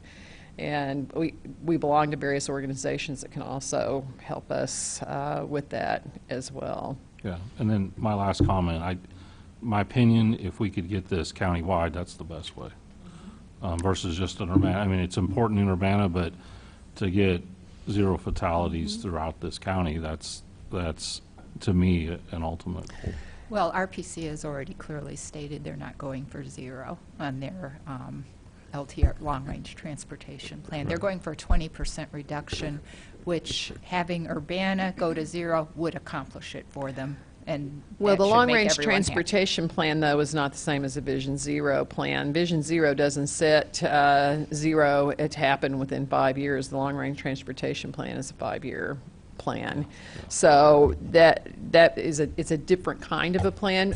The county has certainly been working on this, though. I mean, you can tell when you enter Champaign County, because every rural intersection now has stop signs in one direction. Right. And this is not happening in other counties. It was a result of the number of really serious serious injury crashes we're having at rural intersections, and probably something that the county committee looked at and recommended, and those changes have been implemented. So there is work going on in that regard, and if we could do it at a county level, I'd be thrilled to see that happen. BPAC wasn't in a position to recommend that the county adopt a Vision Zero plan. We can do it for Urbana, and we can encourage our leadership to help be leaders in getting one passed for the county. Yeah, I guess I was thinking of a unified message. That would be great. Okay, so a couple of things. I've got two things I know for sure. One is just as far as we have a goal of becoming Vision Zero in the mayor's goal, the council and mayor's goals. I'm just reading that here. And it's in the bike plan as well, and hopefully it'll be in the pedestrian plan. So we already have an official goal of moving in this direction. It says on the page you gave that has Vision Zero for Urbana, and on the back it has some bullets about what you have to be Vision Zero. Basically the thing we still need is the engagement beyond transportation, so state police and public health. And I'm not sure, does Urbana have its own public health group, or is it just No, it's the Champaign-Urbana Public Health District, and they are absolutely partners in this. We do not have to gain their engagement. So the piece that we don't that I haven't heard that we actually have so far is the police engagement on the, is there some conversation yet about what the police want for? We have not talked with law enforcement. And then the other thing is a plan. So Right. I would say that what we could, we have a couple different ways to get a plan. This is a plan or a strategy is in place and the mayor's committed to, or the mayor has committed to making a plan. So there are small plans. You can get a grad student in urban planning to do it or a team to do it over the course of a year. They'll write a plan on a certain topic that's no cost but takes some staff time and is usually a preliminary plan. Or we could pay someone to do a plan. We could hire RPC to do a plan for urban. That would take staff, take funding from the city, but it would have a lower impact on the planners. You can also have the city planners actually work through doing the plan, which takes a lot more time and staff time. All right, so, and that would be just within the city of Urbana doing it for Urbana. But I could imagine we could move forward with that, like, class master's project kind of thing, to have a plan, which would then be something that we could take and have reviewed through the council and share with the community to grow. The other, and maybe there's some example plans that, you start with that, and for me, it's always just copy what's there and then make it better for us. Yeah. The City of Columbia has a plan that they did entirely in-house without using much in the way of staff resources. Yeah, and we, I mean, our city has committed to be carbon neutral by 2040 with no idea how we're going to do that. So we're still trying, right? And we have a plan, and we were going towards it, and the plan can help. So I'm very supportive of, we should be able to do this without a huge impact. And then the plan has to take into account the limited resources. And it can be long-term, and then we can just keep trying to shorten it. And, and identify funding resources. That can be part of the plan. So that's my opinion of a way we can move forward from just the city. For the community, we do have, we're just getting started at the university in a collaboration with the cities and the county, Rita Black is on it representing the county, I guess representing RPC. But it is for the resilience commitment for building resilience to climate change. Yep. But it's looking at what do we need for our community to be more resilient over the next 100 years. And that committee is going to meet for the first time this coming September. And I will bring this as a topic to that committee. I'm on it for the university. Urbana's representative is Scott Tess, and Champaign's is Lacey Rains. And then Rita, and then we have some other folks from faculty, students, and community. So I think that would be a way to sort of talk about it it's really coming from the sustainability standpoint, but it's all the whole system. Yeah. Well, encouraging walking and bicycling because you don't have to fear for your life is definitely a huge. It enables motion. Yeah, San Diego's. They're just removing 400 parking spaces right now, and some citizens are up in arms about this, understandably. And San Diego said, we have a Vision Zero framework.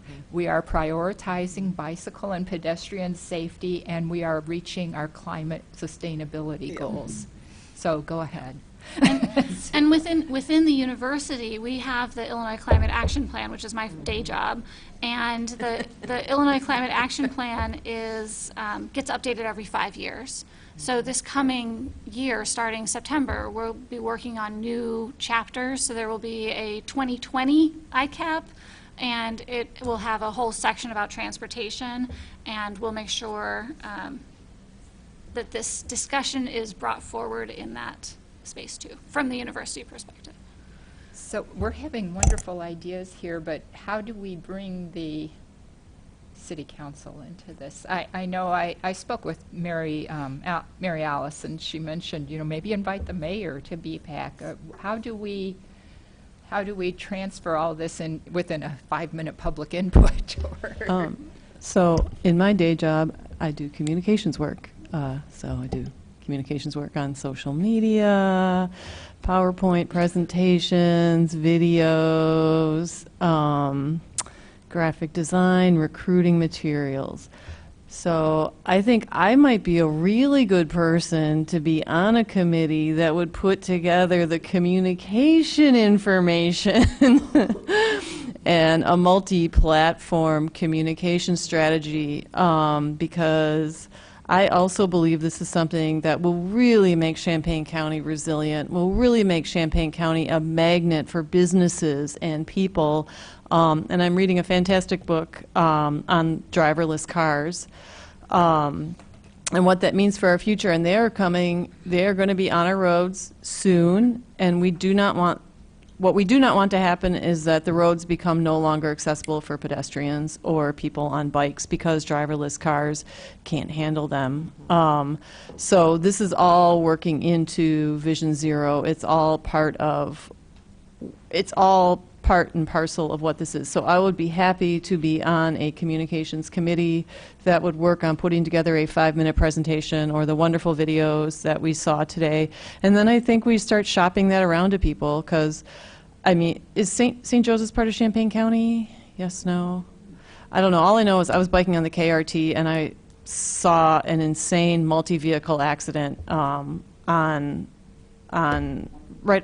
right outside of St. Joe's on the road that runs right next to the Kickapoo Rail Trail. And it's awful. And I just think about all of our emergency people and all the police people that have to deal with this. I mean, I just sat there and it was like multiple cars crumpled into each other because people were driving irresponsibly. Yeah, that was the crash where the guy rear-ended the car full of women on their way to a bridal shower because he was going too fast. It was awful. And I mean, I was in St. Joe's and I heard the emergency vehicles starting up, and then I turned around and biked back, and I just saw cars literally feet off the Kickapoo Rail Trail, crumpled up into bike signs, and this is just silly, really. So anyway, I would be happy to be on a communications committee is what I'm trying to say. And I would be happy to help get that information together, because I do think we have to educate the public about what this is. Everyone in my neighborhood would love this. Everyone in my neighborhood would be on board with this. But they also want to feel like they're part of something bigger than themselves, and it's not just their little signs in their front lawns that are slowing the cars down. They want to feel like this is all part of something, because it is going to take some concentration to slow your vehicles down when you're driving in different places. And so I just think it's important that we explain why we're doing this, and people feel they have some agency in it, that it's not happening to them, that they are part of the process. So if the city adopts a Vision Zero framework and agrees to work on a plan, is there a certification? Is there a certifying agency? You can just pass a resolution and then you're Vision Zero, and then you can apply for grants. One of the neat things, too, is that you can design your own logo. So this could be one of our outreach messaging things, is a public arts program to design the logo for Vision Zero. I mean, we can start getting the message across to the public in multiple ways. No, there were, it was just the basic requirements that Audrey had listed for us initially, that, and if you meet those, I forget exactly what criteria it was, if you've done that, then you're considered a Vision Zero city. It's the public commitment. I mean, the I mayor think it's has the mayor to do a and the city council proclamation. have to pass a resolution saying, I think it needs to be more than a goal. I'm sure they would retract, or request you to stop using it if you make no progress towards the strategy, if you never have a task force meet. But I would mention that Craig said he has a safety. Yeah, it seems like we're already doing We're a lot already of it. there. It's just a branding issue. And I assume there's police on your safety committee? Yes, we have police. We actually have a judge, too. And public health? No. I'm not sure if they're at the table. Mm-hmm. Public Health has the community action plan, I-plan. We have an I-plan, and as part of that, there's a safety element, a safety subcommittee, and there are law and we have enforcement goals people within that serve on that. Yes. So there's an interface there. Yeah. Yes. Maybe on some it, I can't cross. remember. There's quite a few people. Yeah. I think the accident that Annie saw is just another example. How would making Urbana Vision Zero impact that? Well, just the awareness. If we get everyone who's going through Urbana, no doubt this person, went through Urbana on his way to St. Joe. If we just somebody has to lead. Somebody has to take the first step. We can't all stand back and say, well, let's let the county do it for us, or let's let we've already gone over that Urbana is special and unique in many ways, and well set to be a leader in this. So yeah, I'm sorry. So I guess then I would ask, do we want to take do we want to make a motion for us to take action, or what are your thoughts? We need to do some next steps. We've got 20 minutes. We'd like to finish our meeting up by 9. My personal feeling would be to go ahead and come up with none of these are actually ready to vote on, are they? No, we didn't bring a resolution because we wanted to get ideas as far as what people want to see in it. We didn't get these ahead of time. It'd be nice to kind of have a month to look at them, I think, for me. Okay. But the committee, I would be willing to support asking the committee to go ahead and draft a resolution. Okay, we can do that. Resolution that we could send to the city council, asking them to pass the resolution, kind of like we did with the sidewalk snow shoveling. We don't necessarily, we could provide a sample resolution that they could pass, but our communication to the city council would say why we think it's important for them to pass this. Okay. And give a little background and justification for why they should take action. That would be my Yeah, and we can give suggestion. you a copy. We could send out a copy. I can send it to staff, and they can send it out of the one from Columbia as well. So we didn't include that in the packet tonight. I think it'd be fine to go ahead and draft one specifically for Urbana as a suggested template for the city council, but that's not what we would pass. We would pass our own resolution as a communication to council. I think what I'd like to do is for you to have that, to look at the ones you've got, and then if you all would give us feedback. It's Audrey, Jeff, and myself as to what you think is most important for us to include. If you could do that in the next couple of weeks, then we can get that put together. Classes start next week. I'm teaching a class this fall, so I'm a little cross-eyed at this point, but in a couple of weeks I should be able to meet and get some work done on that, and then we can come up with a draft and bring it to you at the next meeting if that's what the commission would like. I would just want to mention that there is a draft resolution for Urbana, but it's just a straw man, just an idea to get you going on some unique Urbana things. The reason I chose Tempe and Eugene is because they're both college towns. Their traffic fatality rate happened to bracket Urbana's, in case you're wondering, because they both reference their traffic fatalities. And Tempe's in particular is very, very short and simple. Eugene's is a little more attractive, but it gets longer. And I think Columbia's is pretty long and detailed as well. I would also be open to us looking at the Columbia one and spending a BPAC meeting going through the Columbia plan so we all see similar information. Is that a silly idea? Because I would be curious to see how they put together their plan and what their plan looks like, because I'm assuming it'll have implementation ideas or... We can send that out to you. We can send that out. We can send a link to it. I think it'd be more productive if you all have a chance to look at it on your own. It's not that long, and I know the person who did it, and he said they basically did it without any resources, and he also works for America Walks. And I've been meaning to see if they don't have some grant funding. They may actually have some funding to help develop plans. I know that they have some sort of process for helping communities become Vision Zero, so I maybe need to take a closer look at that too. I think that's a great idea, though, if we can see the plan but also have a presentation. Maybe somebody can walk us through what the plan looks like. We can do that. Yeah. I'd like that because I, as well as Morgan, am good at looking at something and then modifying it to what we need it to be, and I don't like reinventing the wheel. I don't think that's necessary in this situation. I'll even ask Ian if there's any chance he might come and talk to us. I don't know whether we can talk him into doing that, but he's on the city council for the city of Columbia. He might be able to phone in and do a webinar Yep. thing. Maybe he we've done wants to that with come here. He some- came here once with a bunch of people from the city to do a tour of our transit system that I helped. I was the contact person for him, and so they did a field trip here. So, Do we want to? he owes me one. Do we want to reach out to the like urban planning faculty who are focused on transportation? Lindsay Braun comes to mind. Yeah, I She's already asked new Lindsay to if she would have her students do some, I recommended to her a project for her students this fall for her class. And I said, I think it'd be great if we had some data where your students went out and counted behavior at the crosswalks.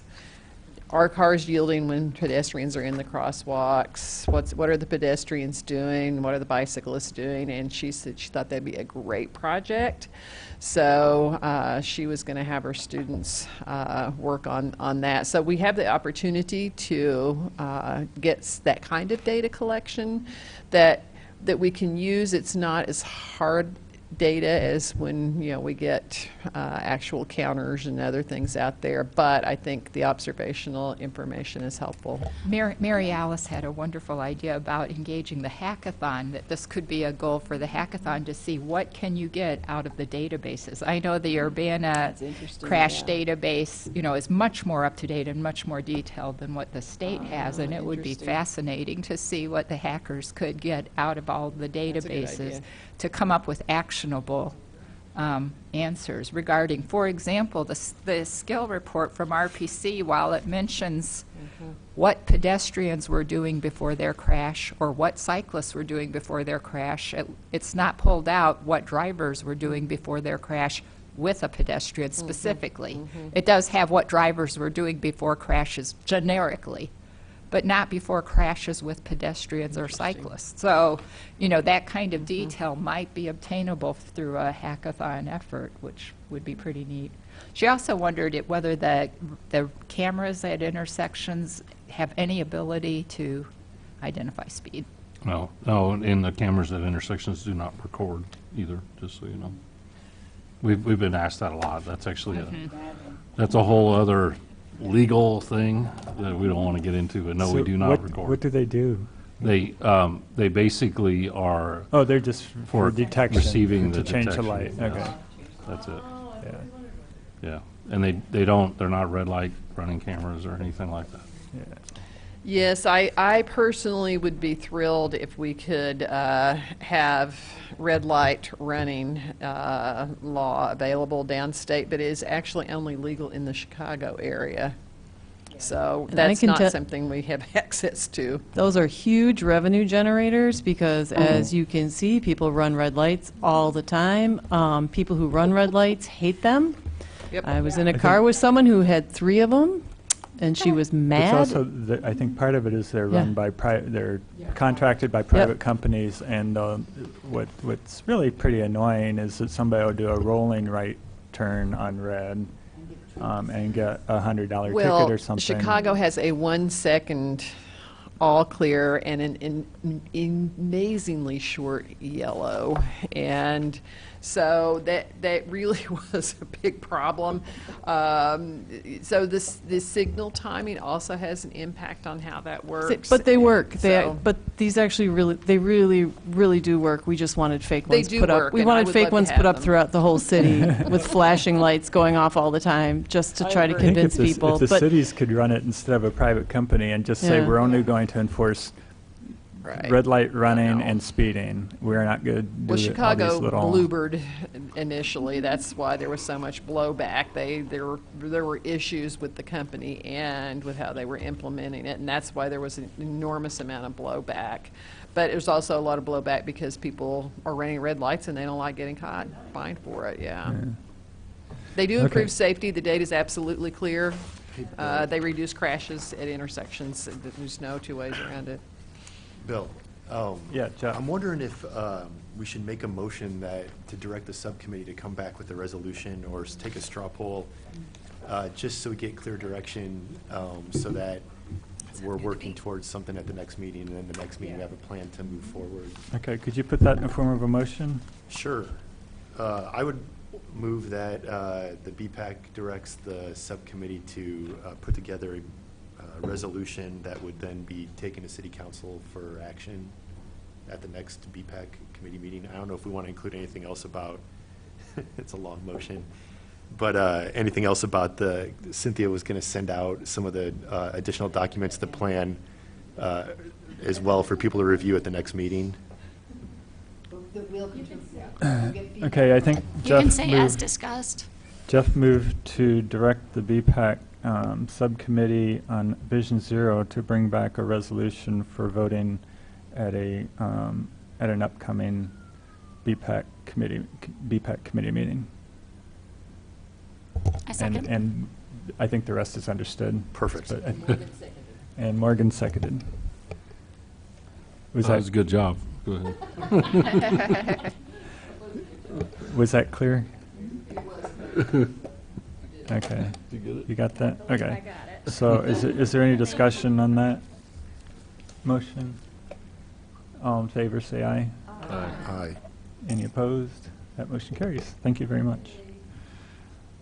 Okay. New business, no new business. Any announcements?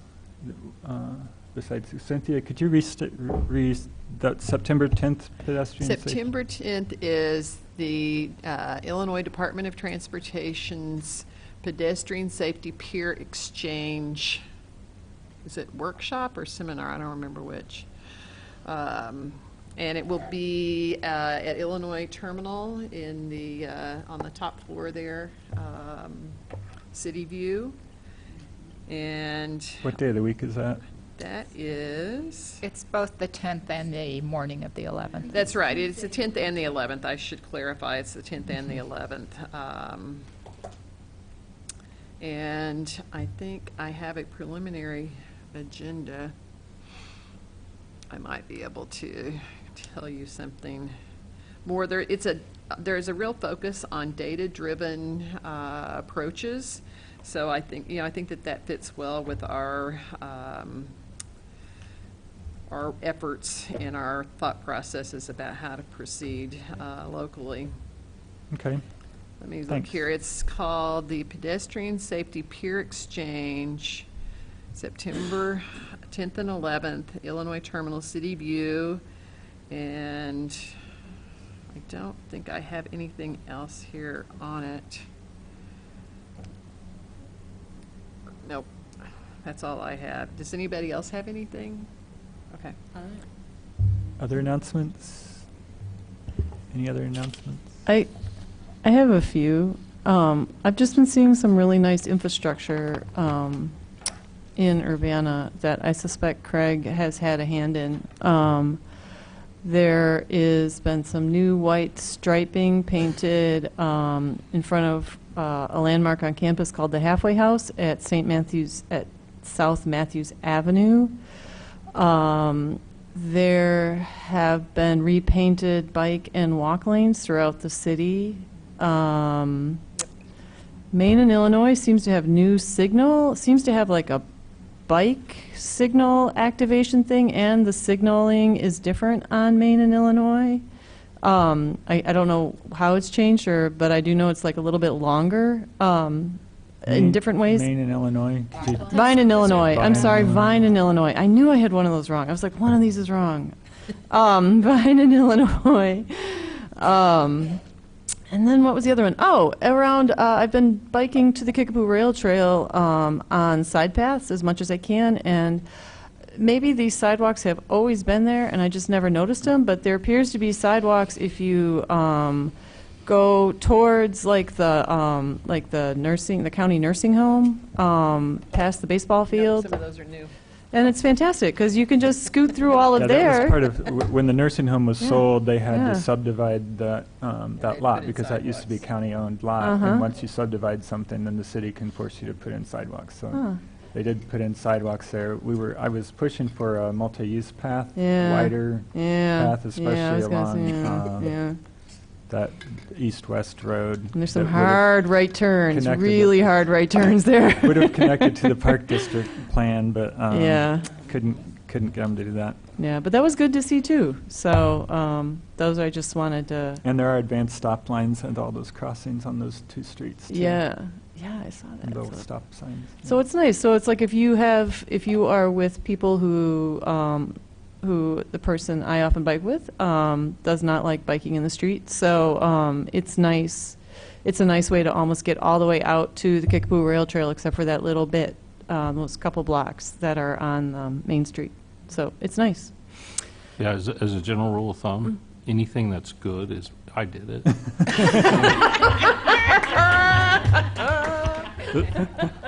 No, I can't take credit for that. That's a county, the sidewalk's the county one.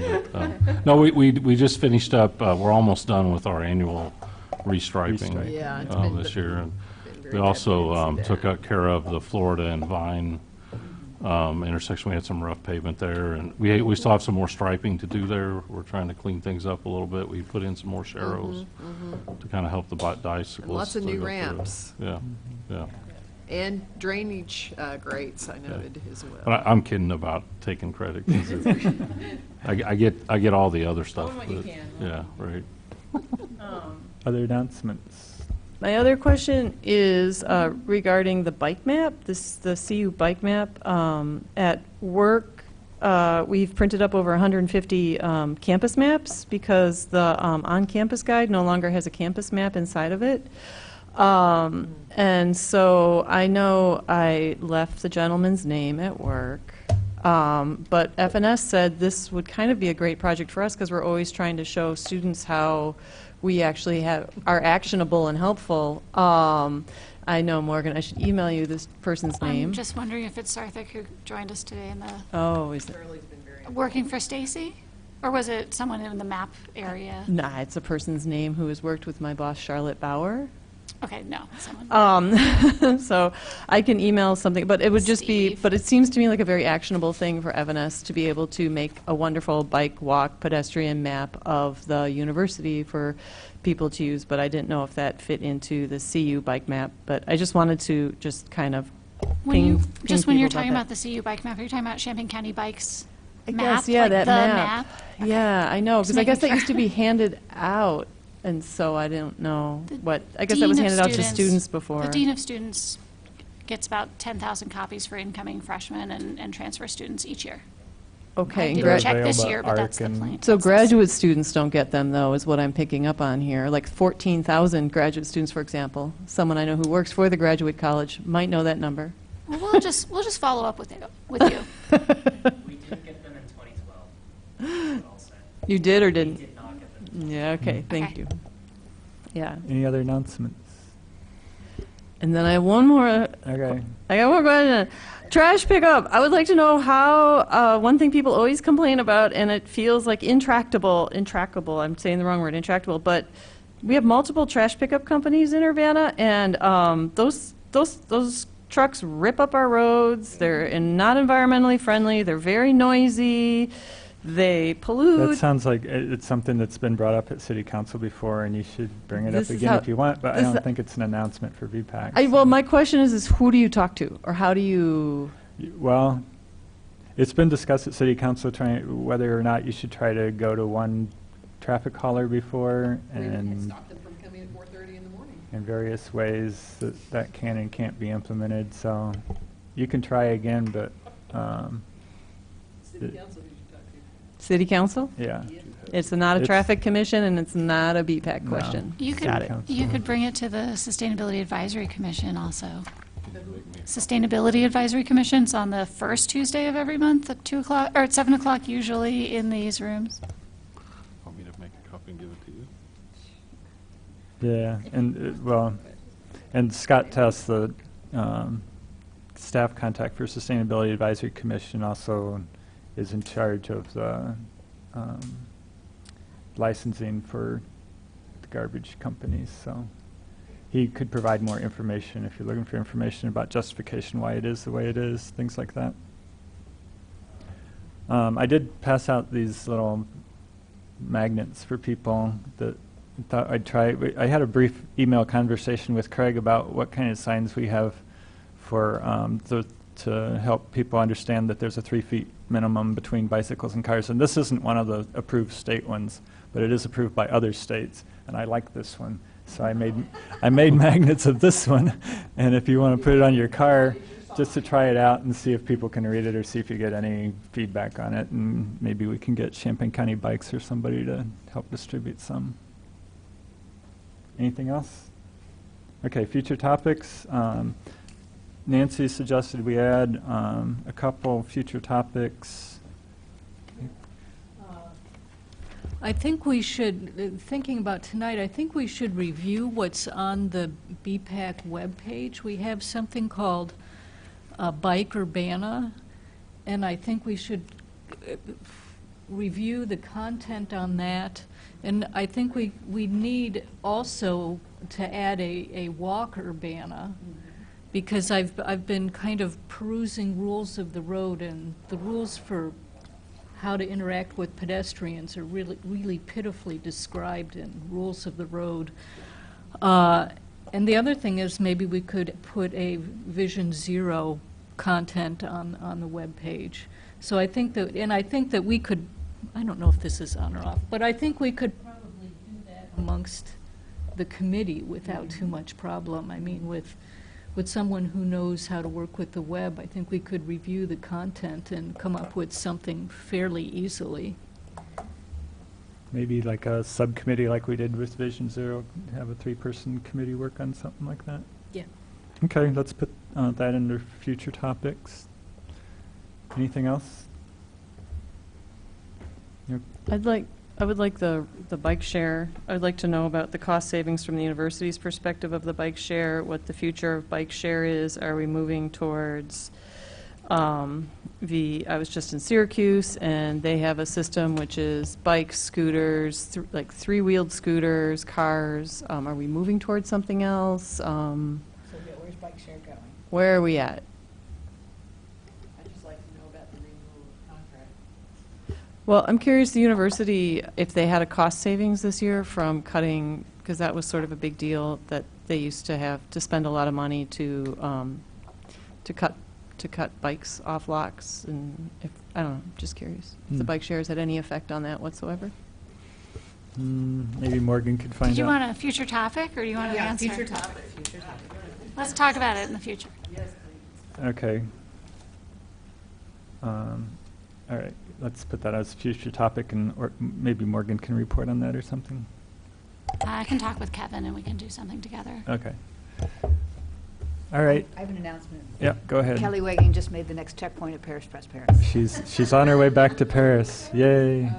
For the public who doesn't know, we have a member of the Urbana community bicycling 745 miles. 45 miles in 90 hours from Paris to Brest.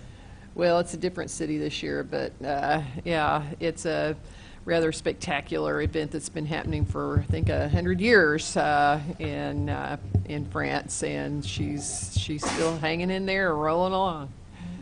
58 hours. Okay. Seeing no more business, we're adjourned. Thank you very much.